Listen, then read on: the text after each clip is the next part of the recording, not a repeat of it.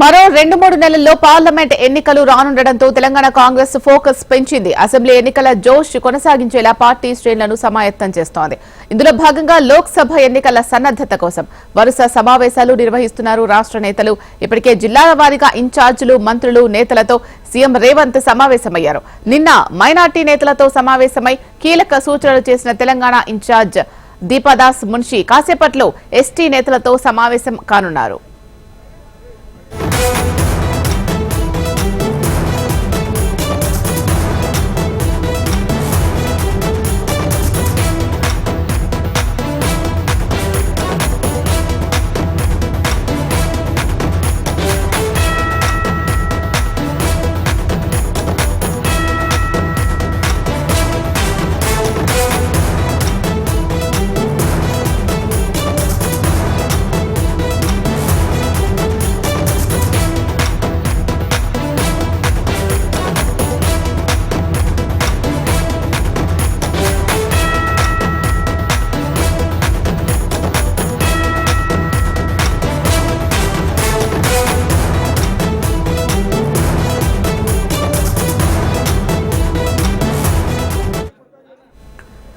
మరో 2-3 నెలల్లో పార్లమెంట్ ఎన్నికలు రానుండటంతో తెలంగాణ కాంగ్రెస్ ఫోకస్ పెంచింది. అసెంబ్లీ ఎన్నికల జోష్ కొనసాగించేలా పార్టీ శ్రేణులను సమాయత్తం చేస్తోంది.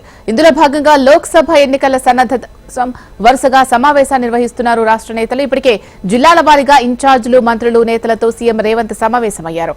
నిన్న మైనార్టీ నేతలతో సమావేశమైన తెలంగాణ కాంగ్రెస్ ఇన్ఛార్జ్ దీపాదాస్ మున్షి మరి కాసేపట్లో ఎస్టీ నేతలతో సమావేశం కాబోతున్నారు. దీనికి సంబంధించి మరిన్ని అప్డేట్స్ మా ప్రతినిధి ప్రేమ్ అందిస్తారు. ప్రేమ్, చెప్పండి.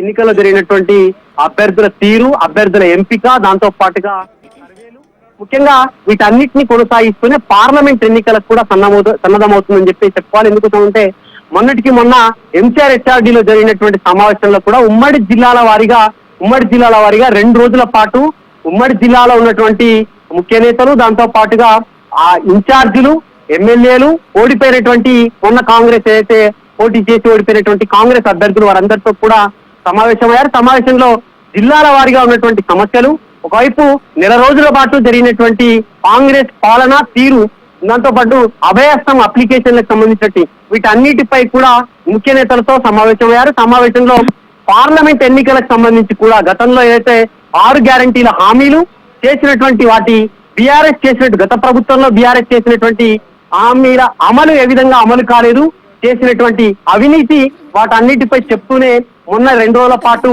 ముఖ్య నేతలందరితో కూడా సమావేశమయ్యారు. దాంట్లో వీటన్నిటిపై కూడా వారితో చర్చించారు. ఇక 2 రోజుల నుంచి నిన్న మైనార్టీ నేతలకు సంబంధించినటువంటి మైనార్టీ నేతలతో దీపాదాస్ మున్షి ఇన్ఛార్జ్ సమావేశమయ్యారు.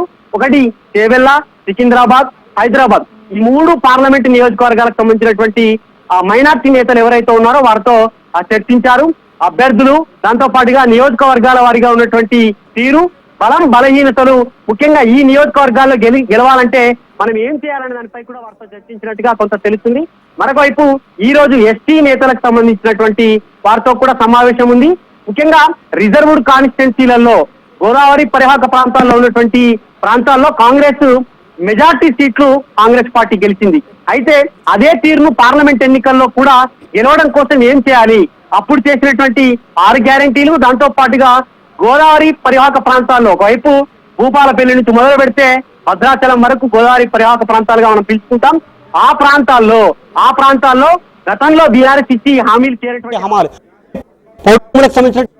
పట్టాలు కానీ, లేకపోతే ఆదివాసీ గిరిజనులకు సంబంధించినటువంటి రిజర్వేషన్స్, వీటన్నిటిని జనాల్లోకి ఎట్లా తీసుకువెళ్ళాలి, వీటన్నిటిపై కూడా ఈ రోజు ఆ మున్షి రాష్ట్రానికి సంబంధించినటువంటి ఎస్టీ నేతలతో చర్చిస్తారు.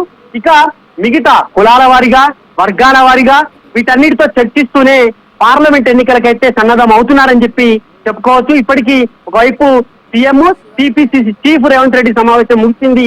ఇక ఇప్పుడు ఇన్ఛార్జి తర్వాత స్థానికంగా నియోజకవర్గాల్లో ఉన్నటువంటి ఎమ్మెల్యే నియోజకవర్గాల్లో ఉన్నటువంటి వారందరితో కూడా ఇన్ఛార్జీలు, ముఖ్య నాయకులతో కూడా రాష్ట్ర ముఖ్య నేతలు సమావేశం అవకాశం ఉన్నట్టుగా కూడా తెలుస్తుంది.